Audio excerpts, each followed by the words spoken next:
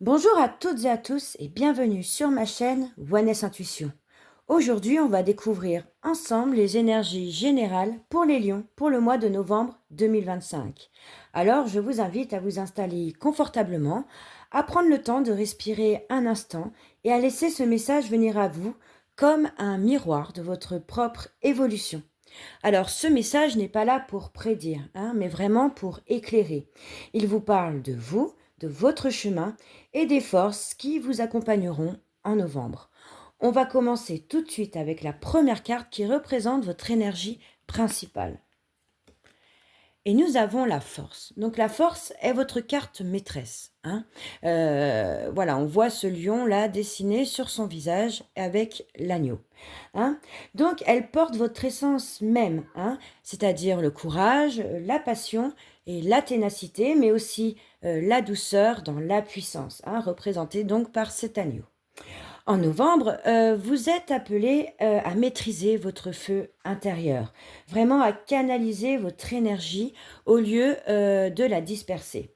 En fait, ce n'est pas le moment de rugir plus fort, mais vraiment de rugir plus juste. La force parle aussi de contrôle émotionnel, c'est-à-dire de garder votre calme, même face aux provocations et aux défis. C'est un mois, en fait, où vous reprendrez votre plein pouvoir. Alors non, pas contre les autres, mais vraiment pour vous-même. Qu'est-ce qui va vous faire blocage en ce mois de novembre, les lions? Et nous avons la 9 de denier. Donc en blocage, on retrouve cette carte, ce 9. Donc c'est une carte quand même qui normalement symbolise le confort et l'indépendance. Donc ici, elle vous pousse à vous questionner par rapport à la réussite. Peut-être cherchez-vous encore à prouver votre valeur ou alors à maintenir une stabilité, mais une stabilité qui commence à vous étouffer, à vous enfermer. Le défi du mois de novembre sera d'oser aller au-delà de votre zone de sécurité, votre zone de confort. Le 9 de denier en blocage parle d'une forme d'autosuffisance qui peut vous isoler finalement. Alors la force, elle vous invite à réapprendre à faire confiance, à lier puissance et ouverture en même temps. Par le passé, quelle était votre énergie? Et nous avons une arcane majeure qui est le pendu. Donc, c'est quand même la deuxième arcane majeure de votre jeu, de votre tirage. Donc, elle marque une phase de pause, cette carte, d'accord, de suspension, voire même de remise en question récente. Vous avez peut-être traversé une période d'attente, ou alors rien ne semblait bouger. Mais cette interminable immobilité a eu un sens, d'accord? Elle vous a permis quand même de voir les choses différemment, sous un autre angle, autrement. Ce pendu vous a aussi appris à attendre.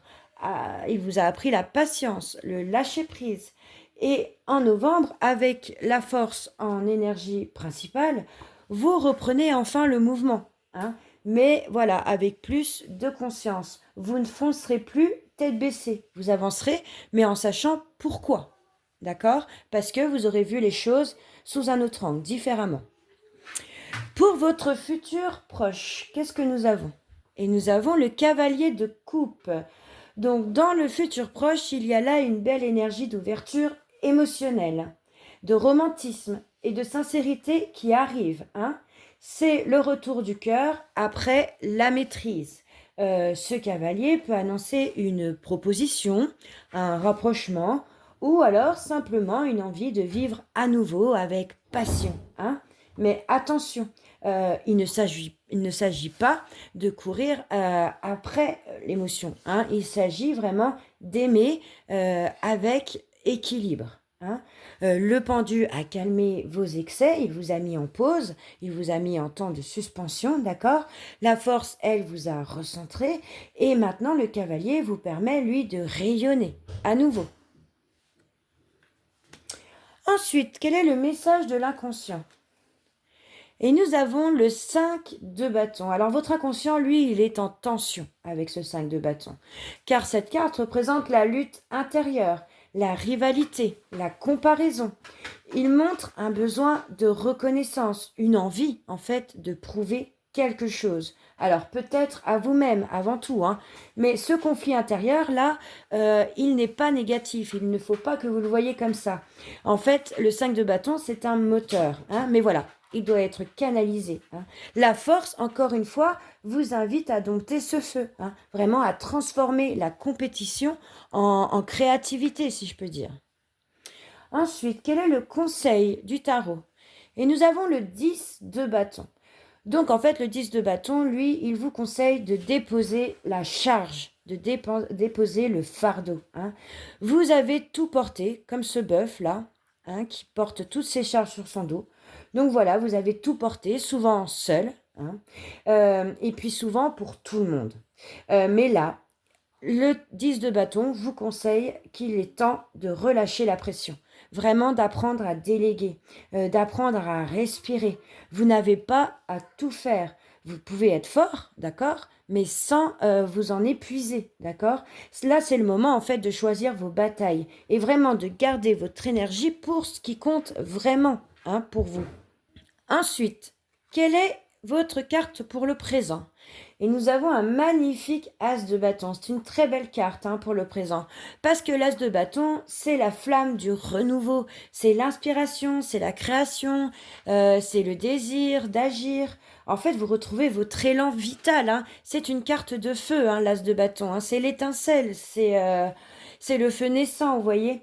Donc là, vous retrouvez votre feu sacré, hein, après une période de stagnation avec le pendu. Le mois de novembre sera le redémarrage d'un cycle, parce que c'est un 1, donc c'est un nouveau cycle qui va commencer, d'accord? Il y a quelque chose qui va reprendre vie. Alors ça peut être un projet, ça peut être une motivation, ça peut être un rêve en fait. Hein. Et le pendu, lui, il vous a ouvert l'espace, d'accord? La force, lui, la nourrit, et l'as maintenant allume la flamme. Voilà. Superbe. Alors, ensuite, qu'est-ce qui vous entoure? Donc, ça peut être une énergie, mais ça peut être aussi une personne. On va regarder. Et nous avons une arcane majeure, encore une, qui est la mort. Donc, la mort est autour de vous. Alors, attention, ce n'est pas la mort physique, hein, c'est vraiment la mort symbolique, qu'on s'entende bien. Donc là, la mort, c'est une énergie de transformation, de changement profond. D'accord?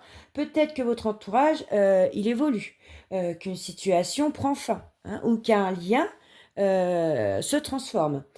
C'est pas une perte, hein. C'est pas une perte, en fait, c'est un passage, d'accord? La mort, c'est pas la fin. En fait, c'est la renaissance. C'est la mue qui est nécessaire pour vous libérer, en fait, de l'ancien. Hein. Autour de vous, il y a des choses qui bougent, et puis parfois, c'est sans votre contrôle. Mais tout ce qui part laisse finalement la place à plus vrai, à plus juste, à plus d'authenticité. Ensuite, quels sont vos espoirs et vos craintes? Et nous avons la 5 d'épée. Donc là, cette carte, elle reflète en fait votre peur des conflits, des ruptures ou des incompréhensions. Hein. Vous craignez en fait que vos choix blessent quelqu'un ou alors qu'une victoire vous coûte finalement cher. Le message ici, c'est que vous n'avez pas besoin de gagner pour avoir raison. Hein. Parfois, la vraie victoire, c'est de rester fidèle à soi-même. Dans tous les cas, apprenez à lâcher cette lutte mentale et puis à choisir la paix, même si elle demande de tourner une page. Et ensuite, pour votre futur lointain, qu'est-ce que nous avons?